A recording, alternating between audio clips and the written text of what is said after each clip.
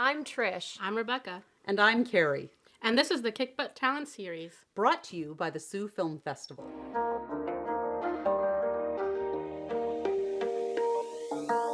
In this episode of Kickbutt Talent, Kerrie de Poli discusses her transition from working in wardrobe and theater to working in the world of film.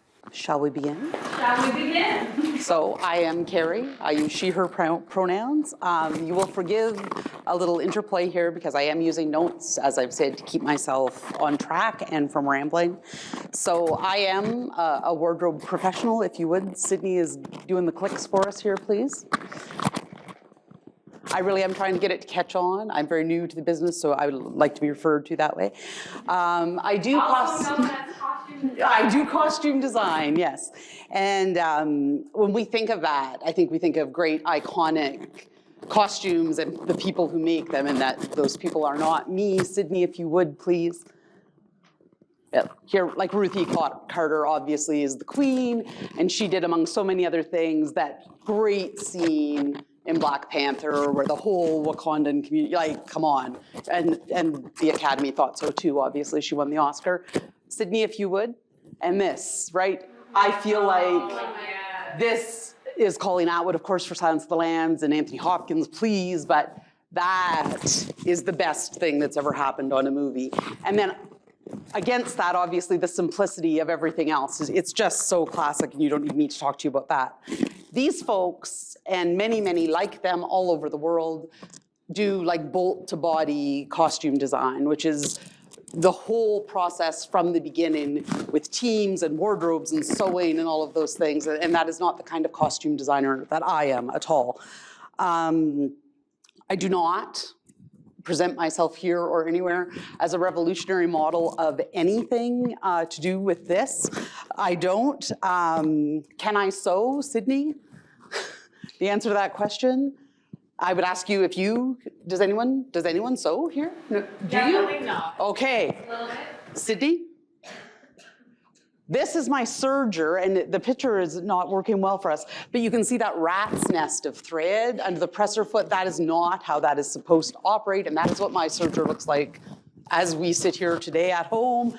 So I endeavor to sew, and as I endeavored to do all things, I was gifted a serger, which is wonderful. I have a sewing machine, also wonderful. I can do better by hand, to be quite honest, but I decided I would just sew because I should, and I do not use patterns and have wasted great quantities of fabric, but am learning any number of things as we go along. So Sydney, if you would, please. How did I get into this, you might ask? And this young man right here is the greatest boy in the world named Isaac. He started doing community theater.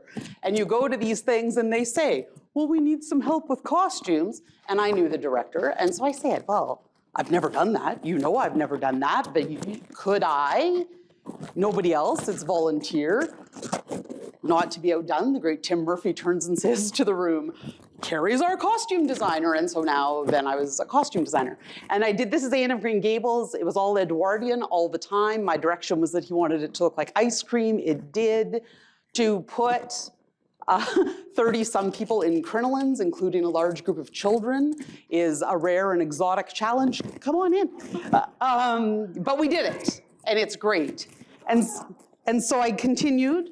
Please sit, come on in. I continued doing theater, and oh, here we are. Hang on, Sydney. You're ahead of me. And then one day, the same gentleman calls me and says, oh, I know Trish Renoni, please come in. They're looking for somebody to help with costumes for a film. And I'm like, well, you know, I don't do that. And he's so, but you can't, it'll be the same, you know, there are people help you, Trish is great, it'll be fine. So I call Trish. I love you. We get on a Zoom, and I say to her, and you were aware, Rebecca wasn't available at that moment, and she said to me, do you have questions? I said, I have squillions of questions, but I have not yet seen the script. Are we making a horror movie? I have no idea what's happening. And Trish explained the very basics of this to me, and I said, okay, I need to sort this out a little bit, and then I'll have some questions. And Trish, God bless, on behalf of the 180 Sisterhood, said, sure, you know, away we go. And we did. And they were incredibly supportive. And I come to that, I think my message here, like you folks are very filmy, and I don't presume to speak about that. But I believe very strongly in supporting the arts generally and in developing capacity in communities, particularly, of course, in Northern Ontario, because that's where I live. Come on in. And so the only way to do that is to develop that capacity and for productions to take those chances. Individual people need to be willing to take those chances, and I am, but productions need to be able to take those chances as well. So I would present to you not that I am an authority on anything at all or even particularly good at what I do, but that it's a process in developing capacity, and that is really my take home and my commitment to this, and I celebrate that the ladies were open to that. I come from a place where my mother did everything for us. I was like everything, cooked everything we ate and sewed our clothing when we were children. It was just amazing. And she was like that because of her family. There are many, many women like that in my family. I once was involved in a community event and we decided at the time, I'm dating myself, that our team would have this Braveheart influence, you know, Mel Gibson, Braveheart. So we need kilts and it's 5 days away. And I say to my grandmother, we need kilts. And she came and measured 10 people she didn't know and made like full pleated pinned kilts for us in 5 days. And like, that's how I grew up. So I believe very strongly that things can be done. Maybe I can't do them, maybe you can't do them, but we can find the person who can do them. We just need to be able to identify what needs to be done, find someone who can do it, and support them in that process. And again, we come back again and again to capacity. So, and I will tell those who are new referring to notes to keep myself going. So I am not a film person. I just want to say that one more time. I'm not even really a theater person. But I'm organized, I will say that, and I'm very enthusiastic. So here we are. Let's talk about costumes. I will stress that people have had training and education in film, in all aspects of film, particularly in this case in costume design. Enough cannot be said about that. I think equally people who have had detailed, intensive apprenticeships on any aspect of that. This is obviously the gold standard and what we would all love to have. In the absence of being able to choose a team full of people who are all trained and apprenticed and just is steeped in it, we need to be able to choose people who are willing and who we can support. And I think a sign of being comfortable in your own expertise and your own experience is that you can share that, even in a department that isn't your primary focus, but to support somebody else's development, because everybody started somewhere, and maybe it was in school, and maybe it was because their nephew was in a play. And we all get somewhere different, and that's great too, but we really need just to support that capacity. So how do you start, I guess? And again, it is not my intention to school some of you folks who know vastly more about these things than I do, but I will give you my example of my process that I've developed very recently, just so that you can see that people who have no idea what they're talking about can develop a process and costume a film successfully, right? So if we could, Sydney. So you get the script, and this is literally a spreadsheet that I used for a film, and the best thing about Excel ever is the find and replace. So I've just randomly replaced words and names, so it makes no sense, but just for discretion's sake. But I just divide everything. The script, day, scenes, who they are. The cast are referred to by numbers, for those who don't know, in many documents, call sheets and things. I don't do that. I use the number because it's a common language, but I stress always in anything that we're still people. We're engaged in a high-stakes project maybe, but people are still people and like to be called by their names.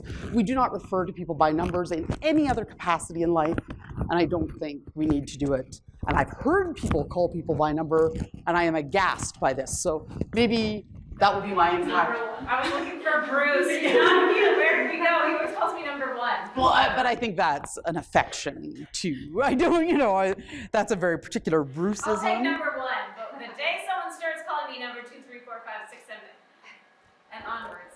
There, that's where you draw the line, yes. So script days are, of course, very important. The days that are happening in the story, this is what we deal with, all of these things. So I just make little notes. And you'll see it says PP, not KP in some places. So that's a production problem, not a Kerri problem. And those are scenes that don't have costumes. They're the credits, they're different things. But I know halfway through the process, somebody will mention a scene and I'll be like, I don't know what that is. I don't know what I'm dressing, and I'll look and I'll just say, I'll know then that that's not. So I include everything on the master sheet so that even if it's not mine, you always go through, of course, if there's something that might be props, there's something that might be hair and makeup. I think it's always great to really embrace that Venn diagram and just chat with those people. And maybe chat with them in writing to follow up, just, to say, oh, Trish, you're doing props, you're gonna get that purse. And then I might get a purse too, just in case, because things happen. Maybe we don't love that purse, it's always good to have the option. But you wanna support your colleagues in their process as well, of course. But it's just good to get everything covered, know what everybody needs. We need, of course, to consider costuming, what's going to happen in the future, because people have to have the same clothes throughout, which is continuity. And that is a big... It is. So we see down here at the bottom, do we want to be bare-chested when that shirt comes off, or are we wearing a t-shirt underneath? And that, my friends, is because we have to think about the mic wire. And those folks need to cover that up, right, or not. So all of these things, I do this. I have a vast spreadsheet. And this is how I start. There are apps. There are so many apps for film. When I looked, I could not believe what a market that is. Someone is making heaps of money, and good for them. I know people who use apps for costumes. I know people who use apps for all sorts of things, and I think that's great. I am not sponsored by an app designer. I wouldn't sanction one. But I also know that if everyone is not using an app in a department, it's less ideal. And if it's good for you, then you use it, but you have to be able to communicate outside the app. And I have observed that not everybody is as comfortable doing that. So I feel like Excel is something. I have a boiled down version of this that I shared. The director and we had a very confusing, there was a lot of flashbacks. And he and I spent about 3 hours just trying to get that all sorted one day. But the spreadsheet worked very well. You can screenshot it and send it to people. You can copy a little section and put it in an email. Nobody needs an app. It's just a very accessible tool. And so MS Office has my money, so here we go with that. Sydney, please. And so I started using this recently, this little evolution of man thing. The science and debate of that aside, and I use this character, and again, I've edited this, has a full evolution in the film. Like they start out here and end up, like things take turns you cannot conceive of for this person. So that's the whole scope of things. There are other characters on my notes that are just like the little middle section of that. There's one character that's just the end guy, because he's just as a human being. So there we are. And I just make little notes. And I have down here chat with cast who plays character X. We always get to speak with the cast beforehand during prep, and it's super helpful. I love to chat with people, just full stop. But these people are coming. They don't know me from a hole in the ground. Now I have their measurements. I know how much they weigh. I have their cell phone number. Like, you need to develop some degree of a working relationship. Not that you need to be friends, not that you need to like these people, but you have to have a working relationship with these people. There has to be some modicum of trust, and you have to proceed. It's a very valuable part of the process, and I have observed that some people have very strong opinions. Right now, they know, I think my character does this and always wears a red hat, or whatever. They have a lot of really clear ideas. And some people, I had someone who was like, I don't care, whatever you think, that's not my job, I put it on. And so both of those things are fun, because it's really nice to kind of work with somebody to try to find what they want, but it's also fun to be able to just get to make them wear what you want. So it works out very well.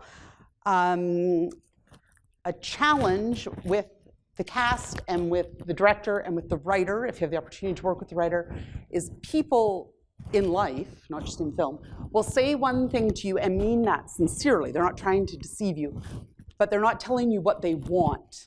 They're saying things, it's what they should want. It's what they want you to think they want. But for any variety of reasons, I'm not a psychologist, they're not conveying that to you properly. So I listen. Oh, of course, we've been Zooming with everybody, and I think that will continue just because of geography. But as we talk, Rebecca's saying to me, these things. And an experience I had was I want a very Abercrombie look, and we maybe can all kind of imagine that. It was a gentleman, and that Abercrombie look. But then when I went back in my notes, and I always note adjectives, and there was like dirty, filthy, horrible. Like these are the words after they've said they want Abercrombie.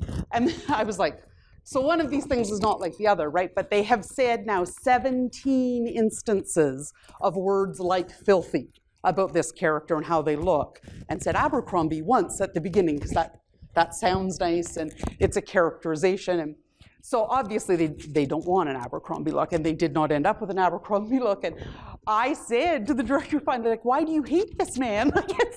Because it was really, I was not happy as Kerri with how they were dressed, but it doesn't matter if I'm happy with it or not. We got him dressed. He was a great sport about it. But you have to really listen. I was told once we want her to look like people would be afraid to sit beside her on a bus. You know, that's that's really evocative, and that's very helpful. But you always have to listen, and then the performers themselves, people lie. People lie about their sizes. I did a little count last night when I was thinking about this. No, never. So I just pulled 110 notes, and 97 of those people, and I'm saying lie, and I don't mean that maliciously, but have given me bad information. Completely just not aware. That's a real challenge in distance. Living in the clothes. You prepare for these people to come at the measurements they've given you, and with a little forgiveness. And then sometimes things are very different. And so, these are all things that you have to kind of flex with. And I always like to ask people, measurements are great. You need measurements. You should have the measurements. You should take your own measurements when they arrive. But I always ask people what size they wear too. Like if you bought a t-shirt, what size would you buy? Because these are sometimes different things to people, whether or not they should be. Language is important. I just noted that here. In all things, of course, and we're all imperfect. I am deeply imperfect. I have tried in my very brief film career to be very, very adamant about that. I had someone say to me about a character, this, that, da-da-da. Oh, we call it a wife beater, referring to a tank top, of course. And I said, no, we call it a tank top.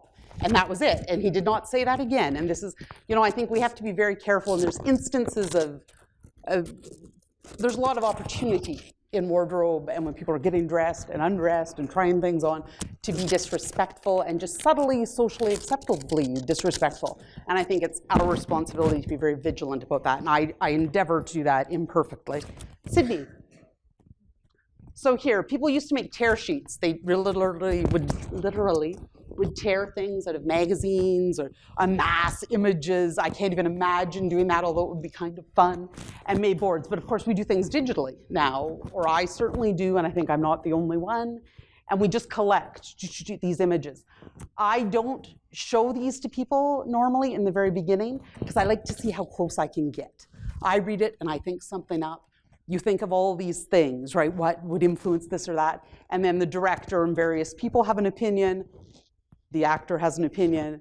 And then I will edit a little bit, but I'm super happy, and I obnoxiously always point out if I got it right, because that's who I am as a person. But again, yes, I've made a note here again about people lying. And again, I don't mean that maliciously, but just you really have to get on it. Sydney, if you would, please. I have a question referring to that. Yes. Sizes, even though I know questions are probably at the end. That's okay. But for when we do bring some of our own pieces, because Yes. I find like my size, like I fluctuate and I just have a bigger idea in my head of what size I am. So I feel like if I bring my own pieces sometimes, for you, is that better when actors bring their, like say for pants, because they're so hard to fit? Is it better if they bring their own jeans than have you provide the jeans?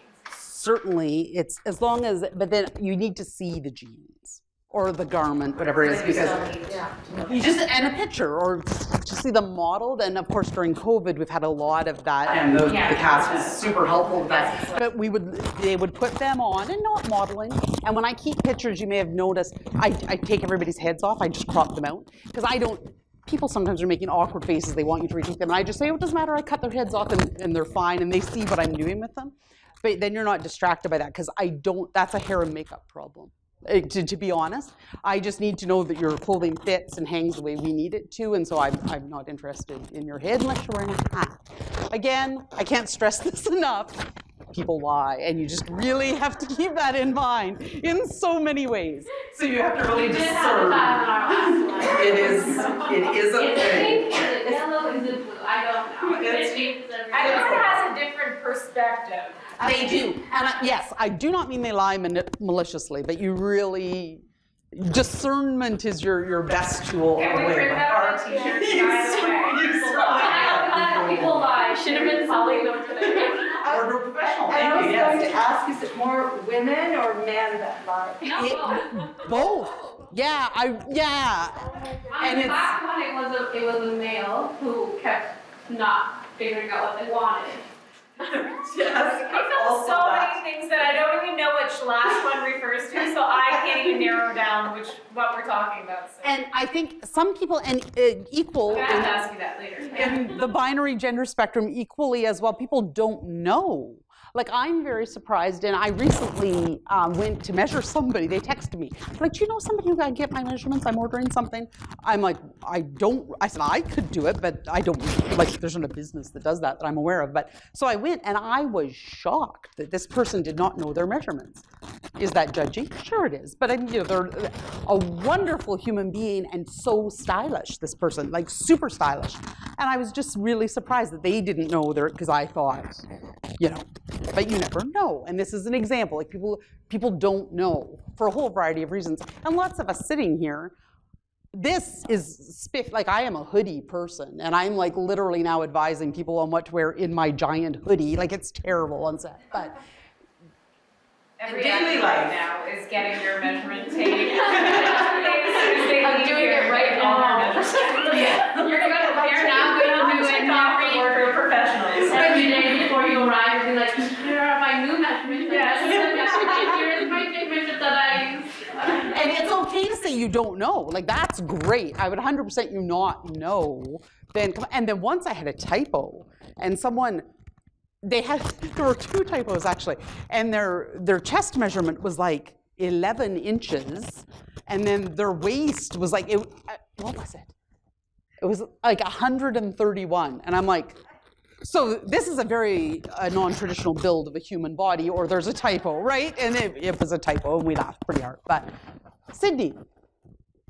I don't know what's coming. So, sourcing clothing. When you are not Ruth E. Carter, when you are not Colleen Atwood, you need to find these clothes. As Trish points out, especially during COVID, performers bringing their own clothing is a gift in many ways. They are compensated for that as well by the production, and there's a whole long list of paperwork for that we don't need to get into. But shopping and shopping local, and especially, again, I feel that it's very important, and my producers have been very supportive. We are building capacity across the board. We're trying to build capacity. So we want to deal with local businesses as much as we can. Also, then you're not avoiding delivery issues if you have to do a little exchange, all of those things. It's so great. The dry cleaner, this is just a little hot tip. There's usually somebody there who can hem pants. There's somebody there who can, if you need designations of some sort added to clothing, removed from clothing, and you're in a jam and you don't sew, the dry cleaner can do that. This is just always my little hot tip. Thrift stores and that sort of genre of retailer are amazing to find great pieces. The risk of that, the pro of that is budget. The risk of that is that they're one-offs. So that garment has to have a really limited use in a very safe environment, or you have to be prepared to defend that with your life and hand wash it 562 times. Because if something's going to happen to it, guaranteed it'll happen to the thing that you only have one of, right? And so that's just something to be really aware of. This character that had to be filthy dirty all the time, we got shorts and they were thrifted. They were perfect. The director was thrilled with them. But then what went on with these shorts, just as a function of the movie, it wasn't the actor's fault. Literally, I wouldn't even guess how long soaking these shorts. And you don't want to just throw them in the You're washer. not professional. I mean, we'll fake blood. Fake blood and iron, just like this. But because you can't just throw things in the wash like that, because they have to look similarly disheveled from day to day. So you can't have them nice and clean or the dryer, that whole thing. Small businesses, dealing with small businesses and dealing with them with integrity. When you're addressing folks, you have to go shoes up. And they'll say to you 150 times. I can't tell you how many times someone has said to me, the shoes don't matter, unless it's like a Sex and the City situation. You know, shoes are not featured. As a general rule, we are not staring at people's footwear. That would be a very poor film if that's what we were caught up in. But nonetheless, they have to have something on their feet from a safety standpoint, if nothing else. You have to have a big pile of socks. The number of adult people who do not come with their own socks astounds me. But you have to be prepared to do lingerie. Now, you have to be prepared for that, but it might not be used. So that's then an unnecessary cost. We have a great retailer locally, and I have developed a relationship very recently with this great retailer, and we get bras there. And bras are not inexpensive, and if they're not used, they are sitting very carefully, tags on. We don't fuss with them, they're there in their bag. If they're not used, they allow me to return them. And you can make that kind of relationship, and those are very important because the budget is, you know, they'll tell you camera is king on film, and everybody likes to say that. Budget. ABUB, always be under budget. There is no reason not to be under budget. That is your responsibility as the costume designer.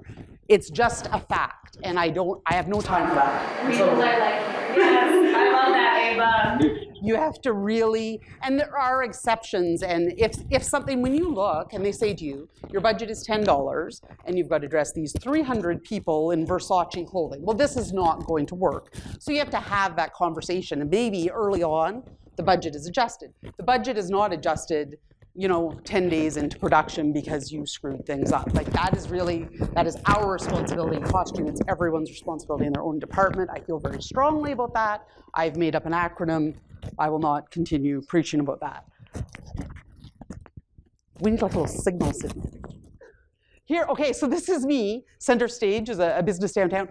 During a hard lockdown, I literally stood on the sidewalk and Robin brought things to the window. We were on our cell phones. Then she would bundle everything up and I would take them away. We had an actor, coincidentally, but very willingly, on the street trying on shoes in front of Center Stage. But these are the things, like, you just have to get it done. And we did. And local business. She just happened to walk by. She was out on a walk downtown. Checking out the city. I called her to verify her European shoe size, because, you know, usually there's 2 numbers that'll fit to a North American shoe size. And she's like, I think I can see you. And there she was. And it was just the funniest thing in the world. She was great. I'm not advocating you ask actors to come stand on the street and try on apparel, but it did. I mean, it's a pandemic. What do we do? Sydney, please. So of all that, you have to just keep track of everything. And again, we have another spreadsheet. Fittings have to be booked.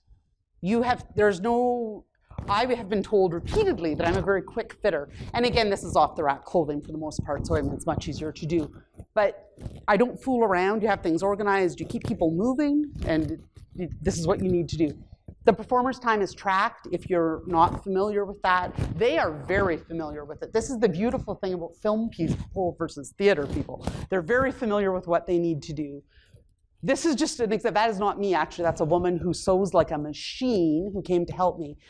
You spend a great deal of time crawling around on the floor in the wardrobe department and doing all sorts of very unglamorous things, and you just have to be prepared. That's just part of it. If you are not on the floor at least once a day, I don't think you're doing things correctly at all. I think that's most of the jobs in film. Yeah. I think that could be, yes. Again, here we are, continuity, and I've redacted this super poorly, but pictures, and this is not my final product, but I do it in Microsoft Word. Again, there are apps. There are millions of things to do. But this works, and it's easy to share. And something working for me at home with some high-tech situation is delightful, but if I can't share that information, it really is not useful to anyone else. There was a whole thing there highlighted, but the shirt gets lightly stained, so the shirt must remain lightly stained. So you've bagged that lightly stained shirt and it's hanging. It's marked with the cast member's number and their name, and the scene that it was lightly stained in and when you'll need it again. And you keep track of everything all the time. That's script day 5 you have for D5. Yes, the D5, script D5, scene 40, obviously, the characters. I put character A and character B. I had their names there, of course, at one point. But you just need to see them. And I don't Film actors, if you say to them, oh, can I get a picture of your outfit? I won't stand up because of my knee, but they stand, and they stand very nicely like this with their hands because they know what you're doing, and they've done it millions of times, and it's great. I don't insist on that all the time. If we've established an outfit and we're all very comfortable, like they're sitting down, obviously they're on set, and I took these pictures. I don't think that it's necessary. He actually has Nike flip-flops on in that picture. I cropped it. And I would because he was barefoot in the scene, and obviously he's not wearing the Nike flip-flops because we're not paying Nike, but he was comfortable, so I didn't feel that it was necessary to have him move those to stand up. But, I mean, these are discretionary things. Sydney, here we go. Organizing. This is actually the headboard of a bed. They take the beds away when you're working in a hotel room, so you have more space. And I have colored sticky notes. Everyone has a color. The good people of 3M should thank me. I should be recognized by 3M, the number of sticky notes I use. But I have a whole thing, and I know all day, every day what you should be wearing and when and what time you're going to put it on. But the cast wander in and out. They're like, oh, what's someone else doing? Is this their business strictly? No, but why? It's a community event.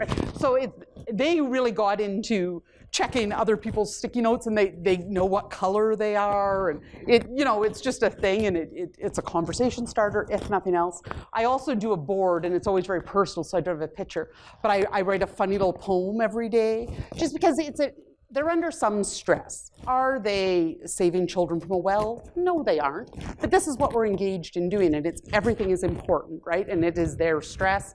We, hair, makeup, everybody are there to support their process. So you want to make a pleasant environment. You want to be calm. I do not rush people. I have my time under control. I have their time when they're with me under control. It's the AD's job, the assistant directors, to rush people. So I don't, and I don't need to. We keep things moving pretty well. And if someone needs a bio break, as we say, then they would do that. And I literally stood in the door once, and the AD's like, and I'm like, well, they're not coming out yet. And just because you have to advocate for folks, because they feel a lot of pressure from a lot of people.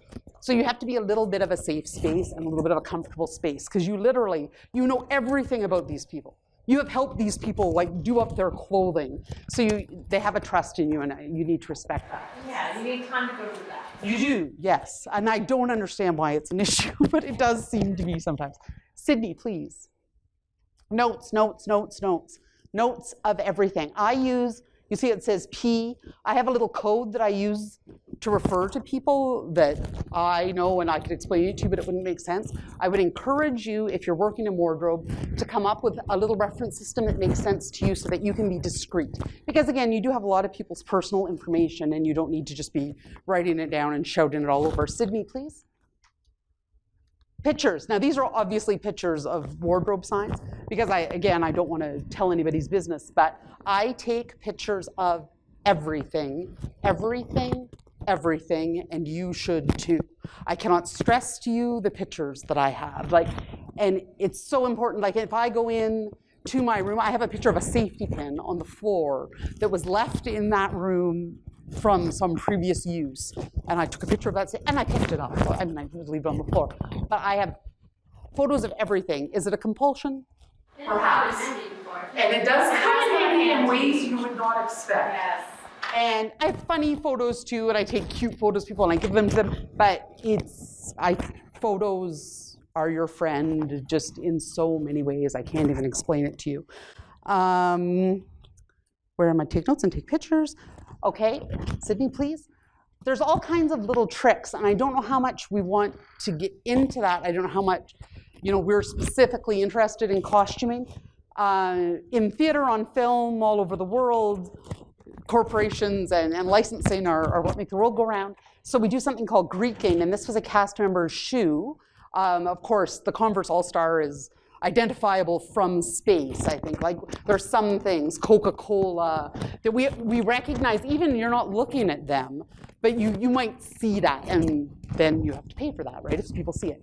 So you do little things, but the photo at the far end from me are the shoes as they went on film, and you see them. Now, one could argue that the round side canvas high top, but push comes to shove. You see I've made a little Sault Ste. Marie on the back with my little colored Sharpie. I'm all about the Sharpie. And we've done the round part too I don't have a close-up of it, but I just made up a very cute little logo of my own design. This is what we get to do when we're bored. But the Greeking and all that sort of thing, people refer to something as being buzzy. People kept saying that to me, and I didn't really understand what that meant when I first entered the film world. They're talking about the moire, or moire, as it is sometimes pronounced, and it's these pants. I wore these pants on purpose. Directors of photography would not like these pants, because this tiny little high contrast pattern, Parth is nodding, doesn't photograph well. It causes stress for the camera. Of course, in the wonders of technology, they can fix that, but they don't want to. So if the costume department can weed some things out, Yes. yeah, we don't want to add to the process for anybody. So you can easily avoid those things. The director of photography is your best friend, and they're very good about, because they don't want that stress either, right? Some things photograph poorly or film poorly. They look great. Like, we were super excited recently about a piece, and the actor, everybody loved it. We were all just, and then she was on camera, and it just, it didn't look terrible, but it was so strong in life, but on camera it just was, and so we switched it out, and we were all a little bit sad, but this is what you have to do. It has to look good on the film. That's something I think, I am a super enthusiastic person all day, every day. I'm sure it's annoying, but you have to be all in, because you are providing this support to these people's performance on behalf of the production. You're there to support the production. You're there to support these people. You got to believe it, and believe it hard, and then be ready to completely abandon it and believe in the next thing. You might put something in someone. You've talked to the director, you've talked to the writer, you've talked to Rebecca. She loves it. This is what her character would wear. You get her dressed. It looks amazing. It films well. It's the best thing on earth. Then for some reason, it doesn't work. And we've got to change her completely. Now she's a farmer. You just don't know what will happen. So then you find Rebecca the best farmer outfit in the world, and you're all about the farmer outfit. Like, you have to just really, and I think taking your personal, I did not make these clothes, and that's the advantage to being my kind of costume designer. I'm not a Ruth E. Carter kind of costume designer, is because I curated these clothing. I didn't sew them from fabric that I found in Bali, right? So you have to be able to remove your emotion. It isn't about your pride. It is about the production and serving the production, and that's what we're all there for. Next, please, Sydney. The great man, and I'm referring to LL Cool J, once said, destruction, terror, and mayhem. And that's what it is. And you have to really know what you can do to things and be able to imagine what you can do to things. And again, I'm not super sewer. We had an actor fly in. We had them for a fitting. I had him for 20 minutes. He had to go to hair and makeup and somewhere else, and then come back and go to set. Like, boom, boom, boom. This is happening quickly. This person, having sent their measurements and us having a variety of size options, had to have two buttons moved on their shirt, the waist altered, and the hem done. So this is not a small thing to achieve, dress clothing, but we did it. The woman whose knees you saw in that other photo can do that. You need someone who can do that. You need someone, if you can't, you need to have someone who can. And so it's because you just have to get things done. If something has to be taken apart, you take it apart. If you end up with a pile of bloody clothes, you end up with a pile of bloody clothes. You've got to be all in all the time and get it done. The logos, logos have to go. Things have to have a different cuff put on them. The little purple stitch ripper is my dear companion. Sydney, if you would, please. So this is Valerie sewing, and I would say to you, finding great folks who can support what you need done for the benefit of the production is vital. Sydney, please. To have fun, this is Daniel Lance, who's going to do a workshop for us later in festival. We're sitting, the waiting, right? As Princess Fiona says, the waiting, the waiting. There's a great deal of that. Production provided us these lovely white chairs. We had to sit in this hallway for hours. I am not exaggerating. But I had this very nice chair in my room down the hall, so I moved it. And this is Daniel looking consciously disgruntled because I had a nicer chair than he did. And we had a lot of fun with that. Poor Daniel. You could have done what you did. Yeah, you could have. You were innovative. Yes. I like to have a comfy chair. Yeah. And again, film is a beautiful thing, and different in my experience in theater, and that people stay in their lane, which is wonderful because it is, it's the strength of everybody doing what they need to do in the same direction is an amazing thing. But you have to help out a little bit too. The art department, of course, are one big happy family, and they needed to fold towels like swans, and they don't know how to do it, and they come in and say, do I know how to do this? No, I do not. Google knows. So we Google it up. These were our first swans. We were not provided, I will just say, the proper towels and cloths to do this, but we made it work. And here we are. We went out and bought the actual hotel towels because we didn't want to get fake blood at some point on a hotel. And we slightly perfected them beyond that, and then this was them on set. And so, we did it, and we had a little fun while we were doing it.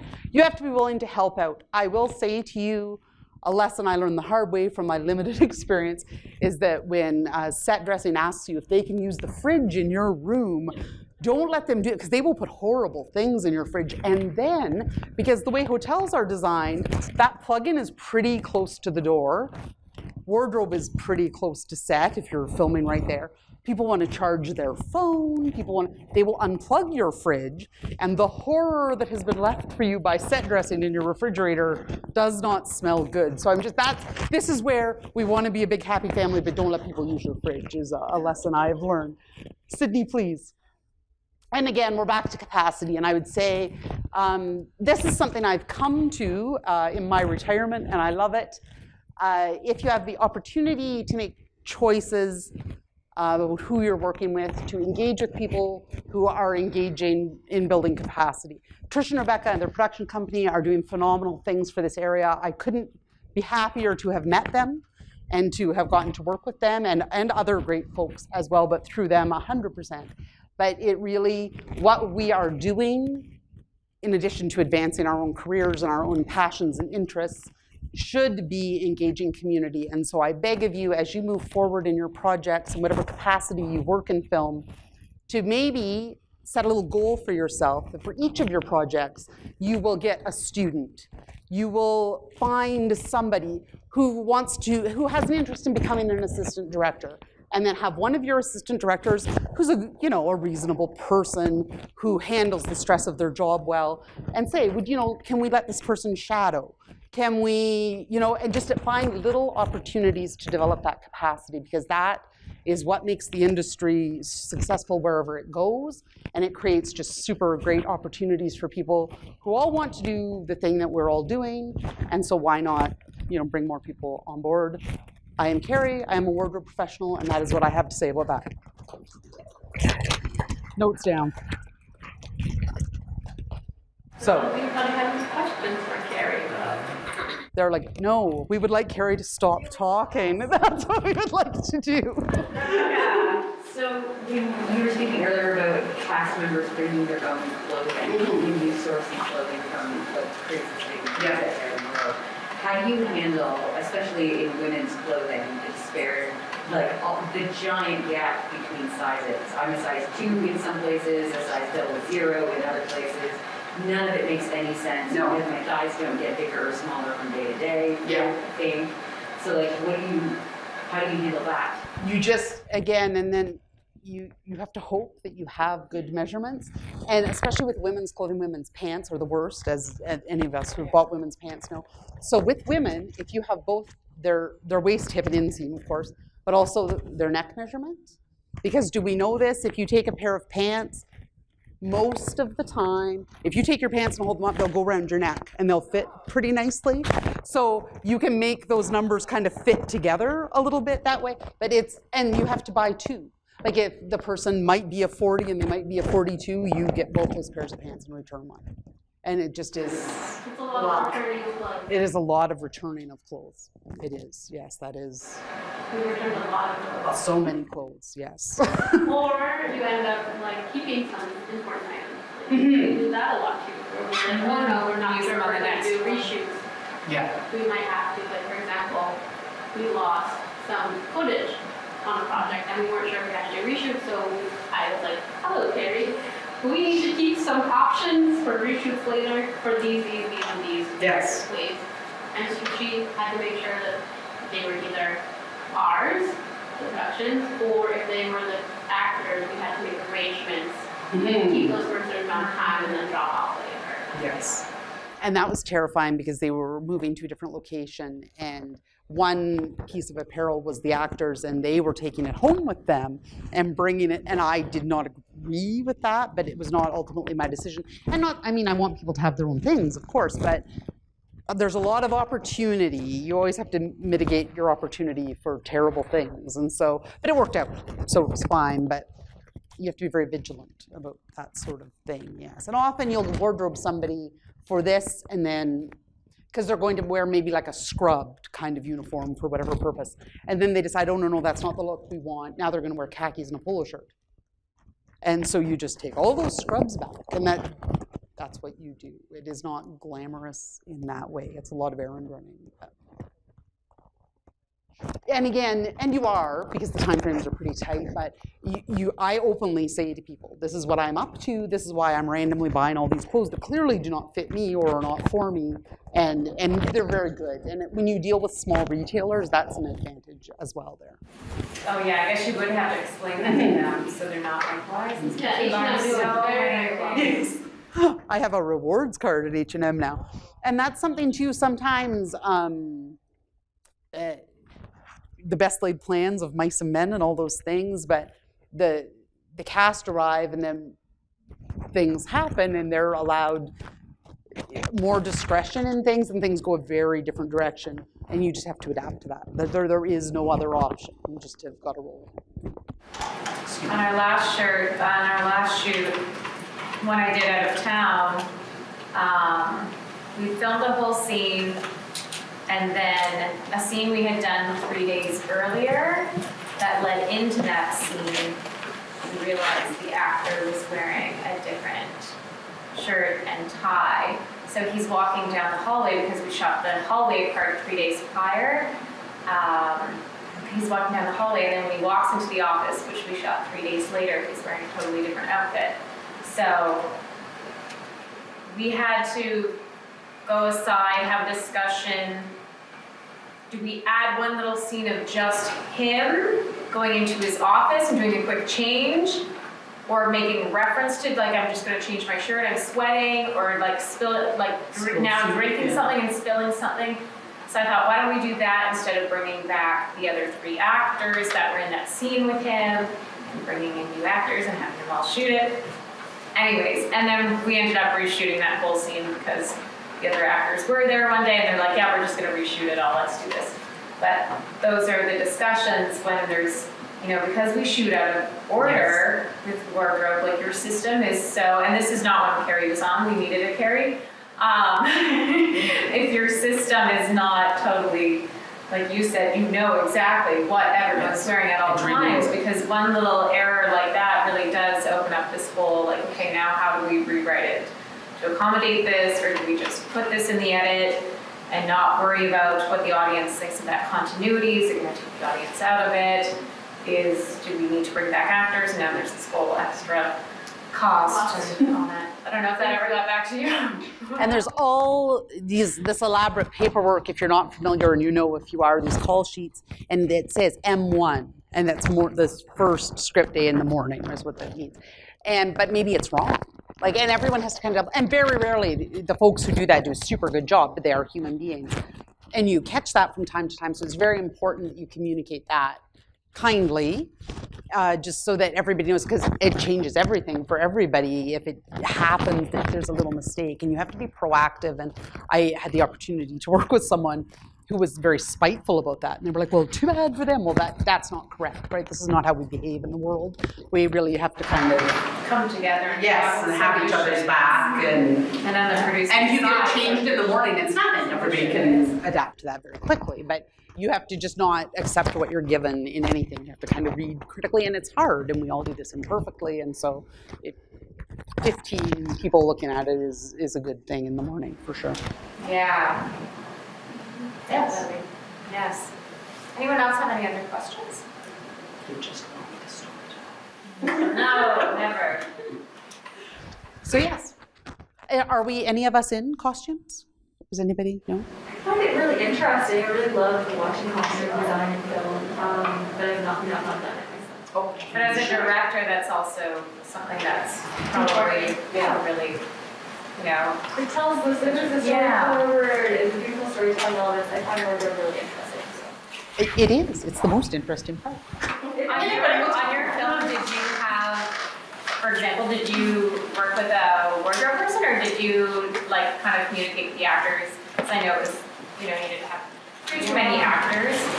Yeah, when I communicated with the actors, wardrobe was one thing that I would have liked to have had more resources for on the film. We did have a really great camera department, so that made me happy, but wardrobe could have been a little tighter. But yeah, it was just stuff that people owned. Yeah. And we did have stuff that was set 40 years ago. So it was tough because, you know, finding pieces that didn't have too much of a budget to buy things for everyone, because I was paying for food and lodging, and that was like, yeah, kind of captive. But I do love wardrobe, and would have liked to do a little bit more. Yeah, I feel like for most of our like short films, that's when we don't have, you know, the budget for wardrobe, so you get crafty and you're bringing in your own clothes, or actors bring their own It's so clothes. helpful to have somebody who's organized and they will track. Yes, if somebody will come out and work on your shorts, it's very lovely.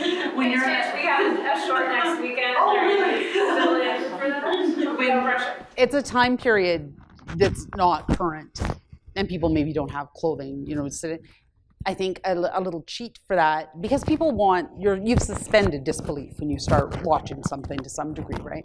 So you can, as long as you're consistent, if everybody, you maybe go a neutral palette or a certain color scheme, and then everybody's in kind of a similar, I'd have to say you're all wearing collared shirts, and men wore collared shirts at that time, but they're not the right color, they're not exactly the right shirt. But as long as everybody's kind of in the same, you've created the same look for people, your audience is probably, if that's what all they've got to pick about, you know, that's a very first world problem. And don't have somebody, you know, in athletic pants, or, you know, something, but just kind of keep to a narrow genre of, yes. Yeah. I've recently decided that everything's a period, right? This will be a period someday, so, because I enjoy period costumes, so now I'm just embracing it. So yes, you're very welcome. Thank you for coming. Thanks for listening. Tune in next week for another episode of the Kickbutt Talent Series.